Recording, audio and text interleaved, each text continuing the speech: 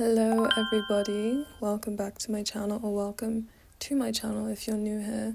My name is Zoe and I am a fashion design student and designer, I don't know if I can claim that yet, but I do make clothes. As you have seen from the title, this video is about the fashion design details that I love.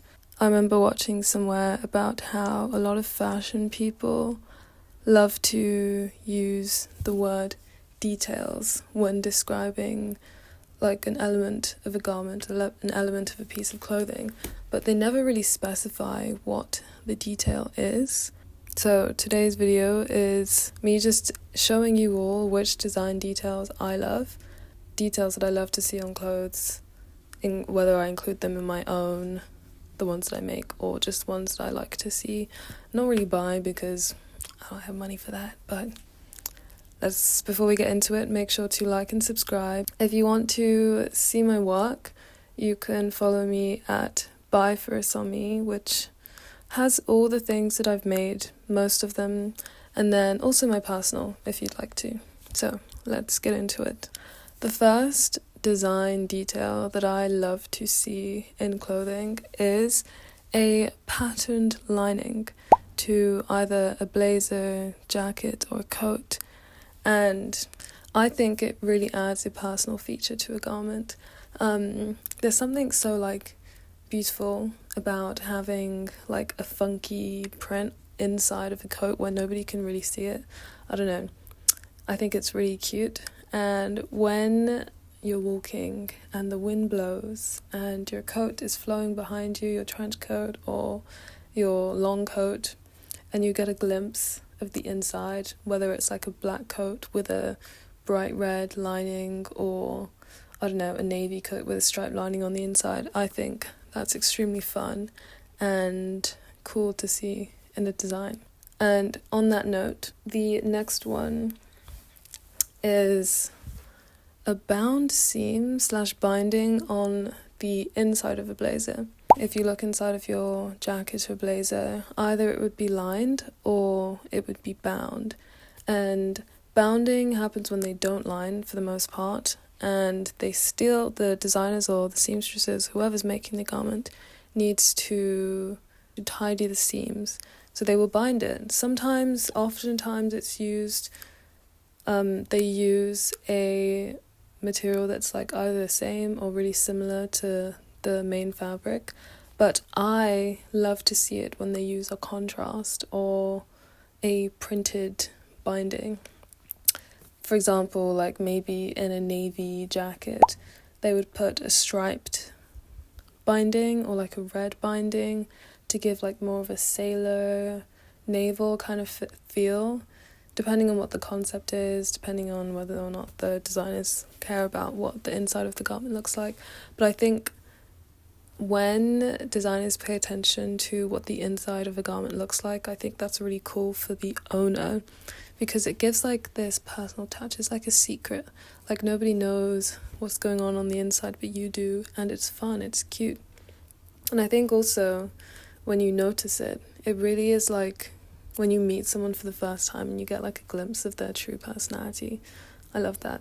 If you don't know, which you probably don't, but I, for some reason, love like military-esque design details in clothing.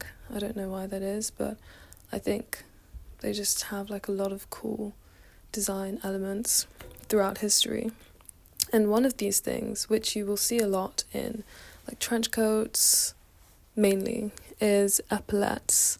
And for me, I don't know, I just think they really make a shoulder look a lot more dramatic. I love a boxy shoulder, whether it's in a coat or in a blazer.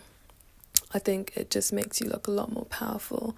And epaulettes are really cool because they give that effect, but also if they're functional, which a lot of times in women's clothing they aren't, but if they're functional, they use as a bag strap holder.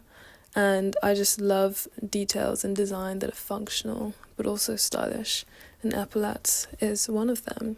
So another military-esque design detail, I think this is my last one, is a frog closure.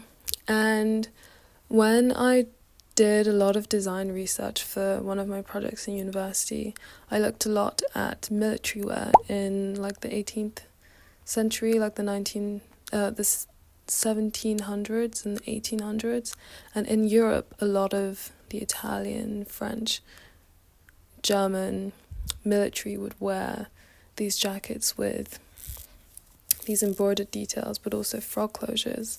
And I think when I see this kind of design, they're often paired with like a soutage, which is like the embroidery of the garment, of the rope. Anyways, frog closures. I don't know, when I see these mixed in with like a more modern garment, I just think it's such a pleasing way to see how old is blended with new, and it gives a more modern garment a little bit of a historic touch, and I absolutely love that. The last military-esque design detail that I love to see is shank buttons. I don't collect them on purpose, but I just do have a lot in my arsenal. And these, I personally think that they allow a lot of space to be played with and designed onto. I really wish I could meet someone that I can collaborate with, because a lot of these shank buttons, they have designs on them. You can find a lot of like lines, for example, or they're quite naval too, so there would be like an anchor on them. But if you go shopping, you can find lots of differently designed ones, and I just think these are really cool, and I want to make some custom ones at some point in the future. So the next design detail that I love to see in clothing is shifted seams. And what I mean by that is when you, for example, have a trouser, you have a front and you have a back, and you have the center fly, and to connect the front and the back, you have a seam, a side seam. I love to see when designers will move that seam. They move it forwards, back, curve it, get rid of it, split it up. I don't know. There's lots you can do with a seam, and when these are played about with, I think it just gives a really fun element to a garment, and I think it really makes clothes like more exciting to wear. It's like, hey, this is a normal shaped trouser, but there's no side seam. Like, it looks really cool. I love it. A peaked lapel. So most people know what a blazer looks like, and the front part is called a lapel. The front lapel, I think, is a very classic piece to the design, but I have seen multiple ways, but two ways this can be designed. And when I learnt how to cut a jacket, this was literally the most difficult part, and somehow I will need to relearn it within the next couple months so that I can make one for my final collection. But there is a peaked lapel and a notched lapel. I will put up the two. I love, for no reason, a peaked lapel. I don't know, I just think it looks so stylish. I think it looks really chic. I think compared to a notched lapel, it has more of a glamorous feel to it. It seems kind of like a normal shoulder versus a shoulder pad. Like, it has this like grand feeling to it, and I absolutely love it. It has a little pizzazz, you know. In jeans, I feel like this is a lost art, ? I don't know, I could be making that up. But in jeans, at the back of them, we have a yoke, and that yoke, when designers play with what that may look like, I think is so fun and so exciting. As soon as you shift it, as soon as you change it, whether you make the inner more narrow and the outer part more wide, or if you completely change the shape, like adding a curve or something, I think that's so great. And also a buckle. Some in the olden times, ? Back in the day, I don't know, not in my era of wearing clothes, there would be a buckle on the back of trousers which you would use to adjust the size, make it bigger or smaller. And I just love to see a buckle on the back of a trouser. I think I've only ever seen it once or twice in real life, but I don't know, it's just such a random design detail that I love to see, like, now. Like, if I find a trouser with a buckle on the back, probably in, like, a vintage shop, I'm like, oh my gosh. Not that I'm gonna buy it, but I just think it looks really cool. The next element, the next design detail that I love to see is beaded embellishments. And I don't know, I just have a soft spot for beading. I think it's low-key because in a lot of West African design slash style, like traditional attire, beading is like a big element of that. And whenever I see garments with a lot of beading, I'm just in awe, because I just, first of all, I think, wow, that must have taken such a long time to do, because I don't know if you can bead via machine. If you're doing it by hand, that takes hours and hours, so mad respect to have whoever made that. But also, it's so intricate and precise. Like, you can either just bead something and it's beaded, or you can bead a design, and I think that's so wonderful. And that reminds me of the Off-White collection. I think it was IB Kamara's first collection for Off-White, and there was this absolutely extravagant and amazing two-piece jacket, I think, that was beaded in oranges and browns, and I just was in awe of how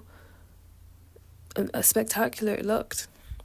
I don't know if I want to experiment with beading in my own design. I haven't got there yet. Actually, I've done a jacket, but it's not to the extent that I want to do it. I want to go above and beyond, but I don't know if I have time for that, to be honest. Yeah, I just think beading is such a cool design detail. Next, we have darts. Darts sounds pretty simple. If you have like a normal blouse, you would probably notice there are darts here to accommodate for boobs. But I love to see it in design when, similar to side seams, designers shift this. For example, a princess sweetheart line. A princess sweetheart? A princess seam is a dart, I'm pretty sure. I could be wrong, but I just love to see when darts are shifted and made to be more of a design element rather than just a shaping tool to accommodate for the female body. Pockets. I love pockets, and my all-time favourite pocket is a Welt pocket. And me and Welt pockets have a little bit of tension between us, just because every time it's time for me to sew a Welt pocket, I completely forget how to do it. But there are multiple different ways to sew a Welt pocket, and again, I love to see when designers experiment with this. There are, I think, 3 classic ways of sewing a Welt pocket. One where it's just a square. The other when it's 2 seams, a two-piece Welt pocket, or a Welt pocket with a flap coming out the front that you see a lot in blazers. And I don't know, I just think this is the sleekest, most clean, most precise kind of pocket that you can have, that I think they just look so cool.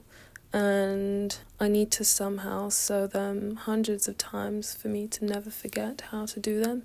I remember how to do them, I just always mess it up somehow. I will learn. The last design detail that I have is a trim.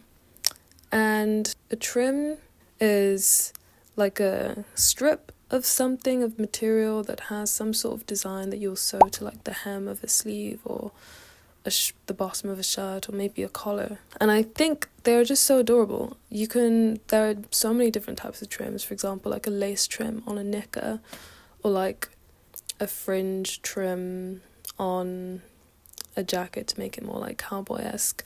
But I've seen this specific top on Pinterest, and I don't know what brand is selling it, but it is a black t-shirt with like a hair trim, and I think that is so cool. I don't know if I would actually wear it, but I could probably make it myself, to be honest. I just think it's so cool. that is it. Those are all my no, those are all my design details that I absolutely love to see in fashion, in garments, in design. I hope this may have given you guys some insight into what some of these details are called. I feel like these ones are ones that most people possibly, I don't know, to be honest, do know the names of, but I love seeing them in garments, and I want to include them more in the things that I make in the future. We'll get there. If there are any design details that you guys love, please comment down below, and give this video a like and subscribe if you want to see more like this. That is it. I love you all. I hope you all have an amazing day, lunch, evening. God bless you all, and see you next week.